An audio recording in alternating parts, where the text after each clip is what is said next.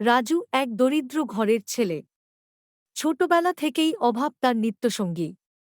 প্রতিদিন না খেয়েই স্কুলে যেত, তবুও পড়াশোনায় ছিল অসাধারণ।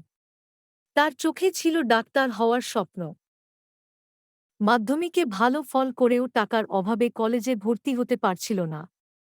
যখন সব আশা শেষ, মা তার শেষ গয়নাটুকু বিক্রি করে দিলেন। রাজু সেদিন খুশিতে কেঁদেছিল, ভেবেছিল স্বপ্ন বুঝি এবার সত্যি হবে। কিন্তু নিয়তি ছিল আরও নিষ্ঠুর।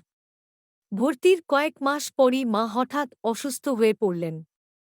টাকার অভাবে চিকিৎসা হল না, হাসপাতালও ভর্তি নিল না। চোখের সামনেই মা চলে গেলেন। রাজু তার মাকে বাঁচাতে পারেনি। তার স্বপ্নের শুরুতেই নেমে এলো এক গভীর শূন্যতা। জীবনে হয়তো সে সফল হবে, কিন্তু মা হারানোর এই কষ্ট আজীবন তার মনে এক দগদগে ঘা হয়ে থাকবে। এই গল্প শুধু রাজুর নয়, এ গল্প ত্যাগ, কষ্ট আর নির্মম বাস্তবতার এক প্রতিচ্ছবি।